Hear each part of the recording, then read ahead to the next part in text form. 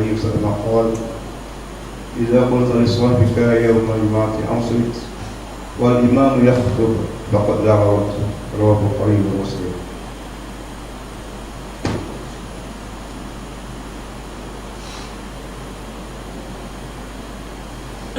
الحمد لله رب العالمين والعاقبة للمتقين ولا عدوان إلا على الظالمين ولا حول ولا قوة إلا بالله العلي العظيم. أشهد أن لا إله إلا الله وحده لا شريك له الملك الحق المبين. وأشهد أن سيدنا محمدا عبده ورسوله صادق الوعد الأمين. اللهم صل وسلم على سيدنا محمد أفضل المخلوقين وعلى آله وأصحابه أجمعين. أما بعد، فيا عباد الله اتقوا الله، أوصيكم وإياي بتقوى الله، فقد فاز المتقون.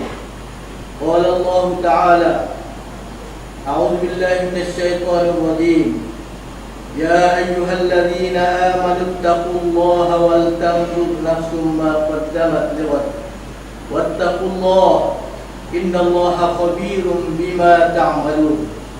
Mafhumnya, wahai orang-orang yang beriman, bertakwalah kamu kepada Allah dengan mengerjakan suruhannya dan meninggalkan larangannya. Dan hendaklah setiap kamu melihat dan memerhatikan apa yang telah kamu sediakan untuk menghadapi hari esok, yaitu hari akhirat. Dan bertakwalah kamu kepada Allah, sesungguhnya Allah amat mengetahui akan apa yang kamu kerjakan. Saudara-saudara sidang jemaat yang dikasihi, marilah sama-sama kita bertakwa kepada Allah dalam arti kata yang sebenar, kerana takwa itulah sebaik-baik bekalan untuk dipersembahkan kepada Allah Subhanahu wa taala. Berbahagialah mereka yang bertakwa kepadanya, kerana sesungguhnya kebahagiaan dan kejayaan hidup sama ada di dunia dan lebih-lebih lagi di akhirat adalah ditentukan oleh ketakwaan dan keimanan kita kepadanya. Firman Allah Subhanahu wa taala di dalam surah At-Taubah ayat 108: A'udzu billahi minasyaitonir rajim. La taqum fihi abada. La masjidun ussisa 'ala at-taqwa min awwal yawmin ahaqqu an taquma fihi. Fihi rijalun yuhibbuna an yatatahharu. Wallahu yuhibbul mutahhirin. Maksudnya, sesungguhnya Masjid Quba yang kau binakan wahai Muhammad, yang telah didirikan di atas dasar takwa dari mula wujudnya, sudah sepatutnya engkau sembahyang padanya.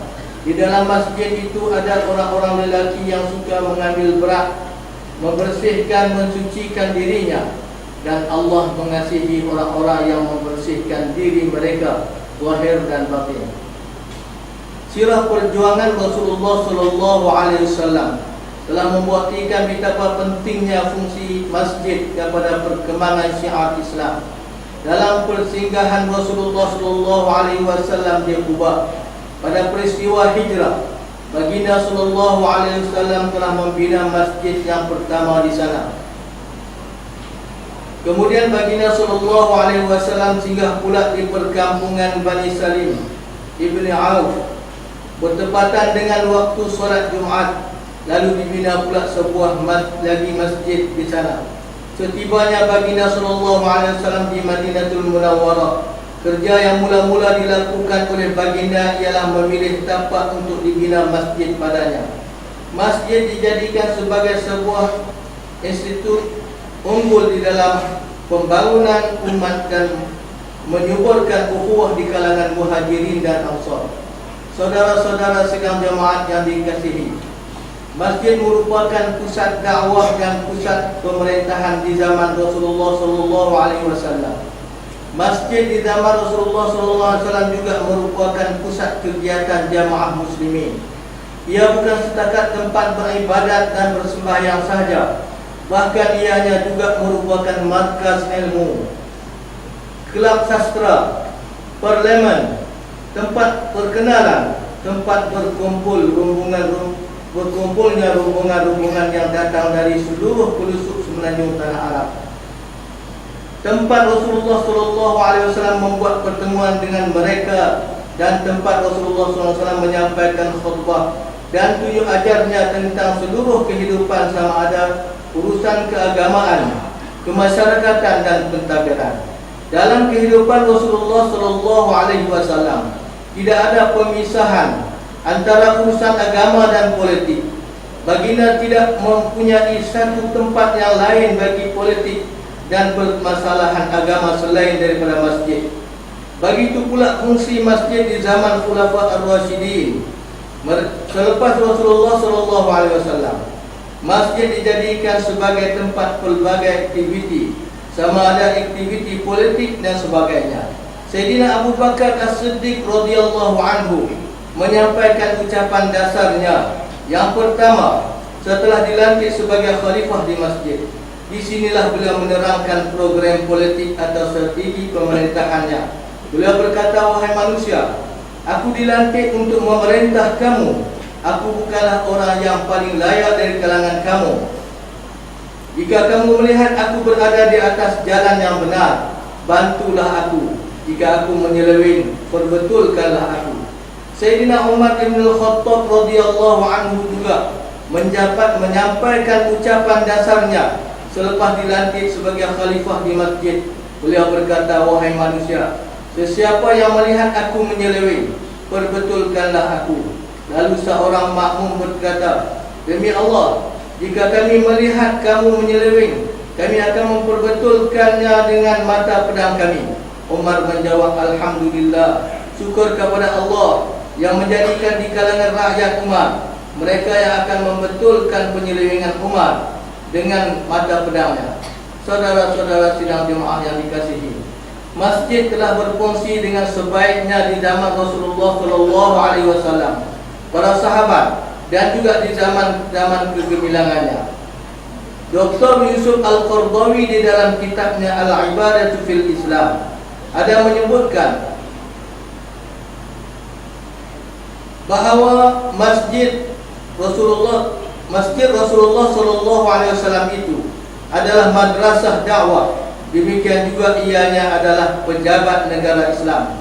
Padanya Rasulullah SAW memberikan kerja bagi yang menganggur, ilmu kepada yang jahil, pertolongan kepada yang fakir, memandu urusan kesihatan dan kemasyarakatan, menyebarkan berita yang penting untuk umat, bertemu dengan para diplomat asing, mengatur tentera di medan perang, juga menghantar pendakwah dan perwakilan untuk perdamaian. Malangnya kita pada hari ini, masjid-masjid kita kebanyakannya masih gagal untuk berfungsi sedemikian rupa di sudut kerahmatan dan kemasyarakatan. Umpamanya, banyak masjid kita masih tidak mesra kepada remaja dan kanak-kanak. Golongan ini sentiasa rasa kurang selesa atau bimbang dengan layanan orang-orang masjid kepada mereka.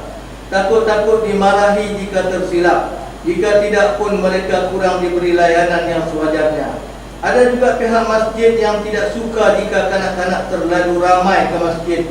Kononnya bimbang nanti mengganggu keheningan jamaah dan membuat bising. Duka cita sikap yang demikian tersimpan di dalam perasaan setengah orang. Ini kerana setengah kita lebih ingin menjaga warna kapet baru dari berkempen untuk mendapatkan jamaah yang baru.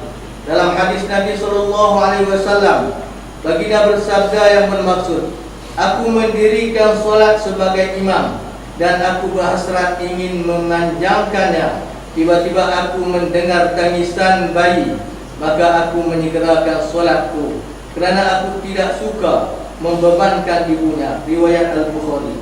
Lihatlah bagaimana sikap mesra rakyat yang ditunjukkan oleh baginda Rasulullah SAW.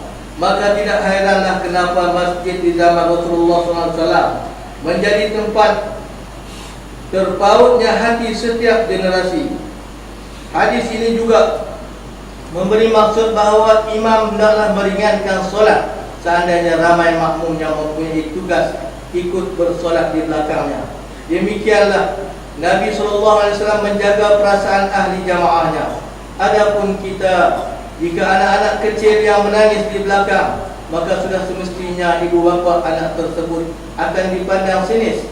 Maka ini menjadi antara faktor penyebab kurangnya tarikan masyarakat untuk masjid. Sidang jemaat yang dirahmati Allah Subhanahu wa taala. Pengajaran atau kuliah di masjid pada hari ini masih terikat dengan beberapa mata pelajaran tertentu saja, yang dianggap hanya itulah yang berkaitan dengan agama. Yang selainnya tidak diberi ruang untuk diajar di masjid.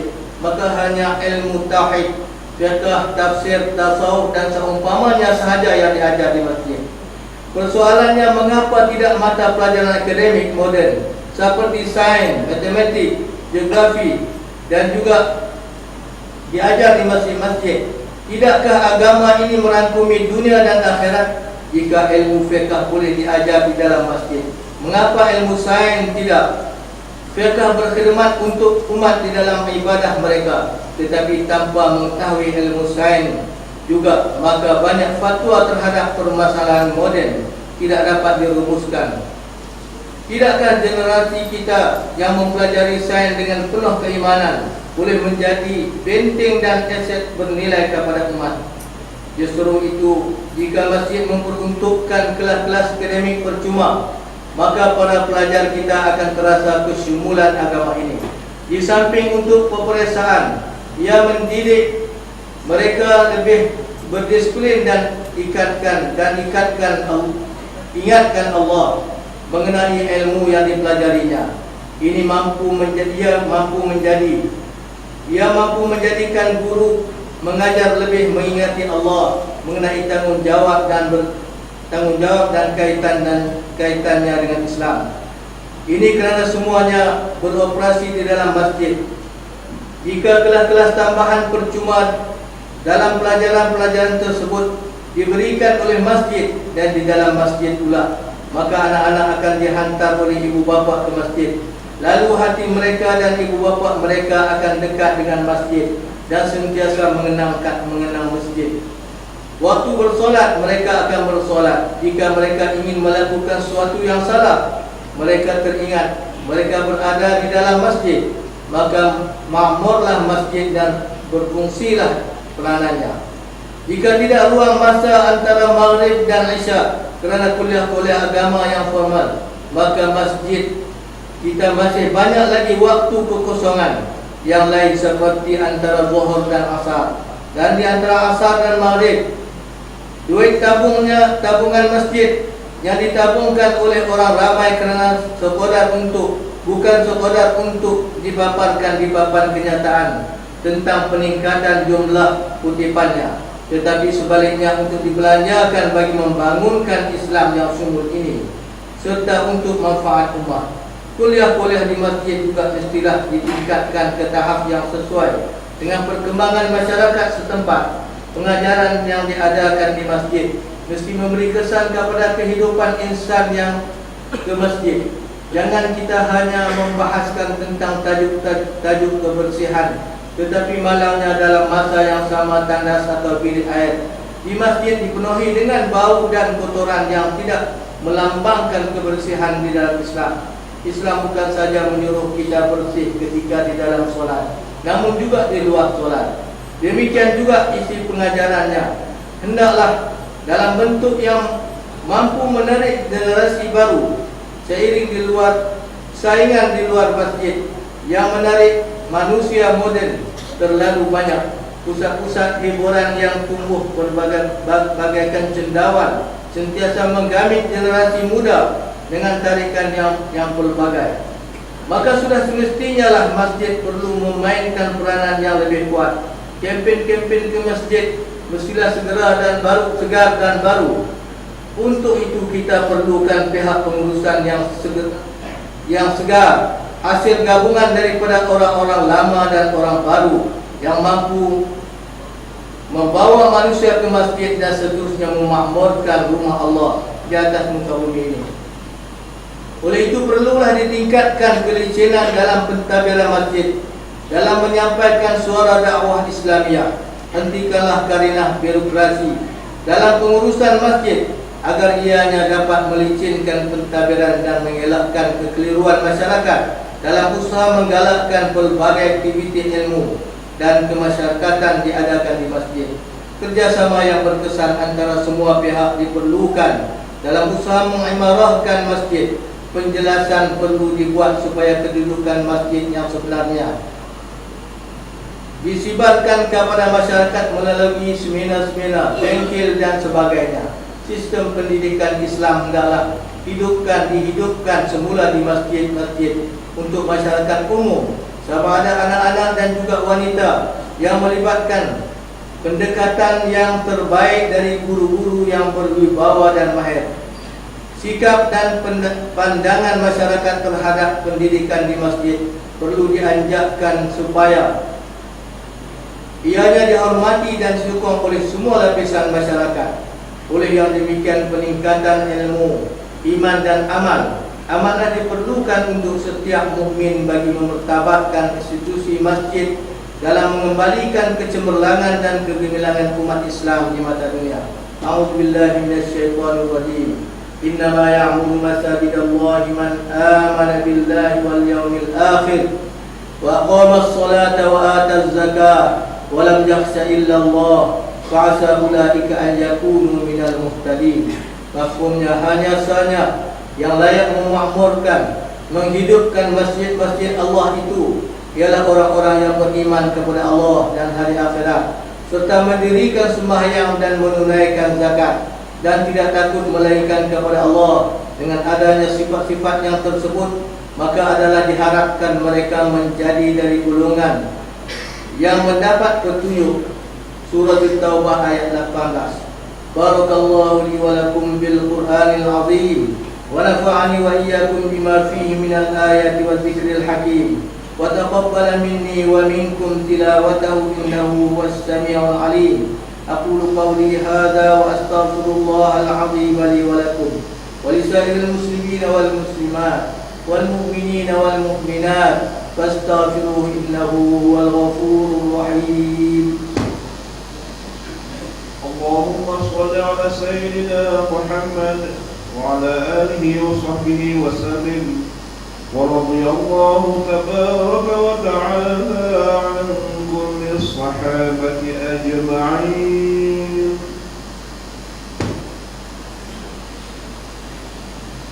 الحمد لله الذي أنزل على عبده الكتاب ولم يجعل له عوجا قيما لينذر بأسا شديدا من لدنه ويبشر المؤمنين الذين يعملون الصالحات أن لهم أجرا حسنا. وأشهد أن لا إله إلا الله وحده لا شريك له وأشهد أن محمدا عبده ورسوله. اللهم صل وسلم على هذا النبي الكريم محمد وعلى آله وأصحابه أجمعين. أما بعد، فيا إخوان المسلمين، اتقوا الله سبحانه وتعالى حيثما كنتم واعلموا أن الله بما تعملون بصير. Sidang jemaah yang dirahmati Allah, sekali lagi saya berseru diri saya dan tuan-tuan para jamaah sekalian, marilah kita sama-sama bertingkatkan iman dan takwa kita kepada Allah Subhanahu wa taala walaupun di mana kita berada, kerana sesungguhnya Allah Subhanahu wa taala itu Maha mengetahui dan Maha melihat segala perbuatan dan amalan kita, sama ada zahir maupun batin. Mudah-mudahan kita sentiasa berada di dalam rahmat pemeliharaan Allah Subhanahu wa taala. Amin ya rabbal alamin. A'udzu billahi minasyaitonir rajim. Innallaha wa malaikatahu yusholluna 'alan nabi. Ya ayyuhalladzina amanu shallu 'alaihi wa sallimu taslima. Allahumma shalli 'ala sayyidina Muhammad wa 'ala ali sayyidina Muhammad kama shallaita 'ala sayyidina Ibrahim wa 'ala ali sayyidina Ibrahim. وبارك على سيدنا محمد وعلى آل سيدنا محمد كما باركت على سيدنا إبراهيم وعلى آل سيدنا إبراهيم في العالمين إنك حميد مجيد. وارض اللهم عن الخلفاء الراشدين ساداتنا أبي بكر وعمر وعثمان وعلي وعن بقية الصحابة والقرابة والتابعين ومن تبعهم بإحسان إلى يوم الدين. اللهم اغفر للمؤمنين والمؤمنات والمسلمين والمسلمات الأحياء منهم والأموات إنك سميع قريب مجيب الدعوات وقاضي الحاجات. ربنا اغفر لنا ولإخواننا الذين سبقونا بالإيمان ولا تجعل في قلوبنا غلا للذين آمنوا ربنا إنك رؤوف رحيم. اللهم إنا نسألك أن تؤيد الإسلام والمسلمين وأن تعلي بفضلك كلمة الحق والدين وأن تشمل بعنايتك وتوفيقك مولانا الملك المعتصم بالله محب الدين سلطان حاجي عبد الحليم معظم شاه ابن المرحوم سلطان بدري شاه. اللهم امنحه الرشاد ووفقه للسداد وأصلح به العباد والبلاد واجعل التقوى له خير داد إنك رؤوف رحيم جواد يا لطيفا بالعباد يا أرحم الراحمين. اللهم أعز الإسلام والمسلمين وأذل الشرك والمشركين وأهلك أعداءك أعداء الدين. اللهم أهلك الكفرة والمبتدعة واليهود والنصارى والمشركين الذين يصدون عن سبيلك ويقاتلون أولياءك. اللهم خالف بين كلمتهم وشتت شملهم وفرق جمعهم ودلدل أقدامهم وفل حدهم ونكس أعلامهم ورد كيدهم على نحورهم وأنزل بهم بأسك الذي لا ترده عن القوم المجرمين. اللهم انصر إخواننا المجاهدين في فلسطين. اللهم انصر إخواننا المجاهدين في العراق. اللهم انصر إخواننا المجاهدين في سوريا. اللهم انصر إخواننا المجاهدين في مصر. اللهم انصر إخواننا المجاهدين في كل مكان وفي كل زمان. اللهم يا منزل الكتاب يا مجري السحاب يا هادم الأحزاب اهزمهم وانصرنا عليهم. اللهم اجعل الدائرة عليهم. اللهم ارسل العذاب عليهم. اللهم اخرجهم عن الدائرة الحلم واسلك مدد الإمهال وغل أيديهم وأرجلهم واربط على قلوبهم لا ولا تبلغ الآمال يا عظيم السلطان يا قديم الإحسان يا دائم النعم يا باسط الرزق يا كثير الخيرات يا واسع العطاء يا دافع البلاء يا سامع الدعاء. ربنا ظلمنا أنفسنا وإن لم تغفر لنا وترحمنا لنكونن من الخاسرين. ربنا آتنا في الدنيا حسنة وفي الآخرة حسنة وقنا عذاب النار. عباد الله إن الله يأمر بالعدل والإحسان وإيتاء ذي القربى واليتامى وينهى عن الفحشاء والمنكر والبغي يعظكم لعلكم تذكرون. فاذكروا الله العظيم الجليل يذكركم واشكروه على نعمه يزدكم واسألوا من فضله يعطكم ولذكر الله أكبر والله يعلم ما تصنعون.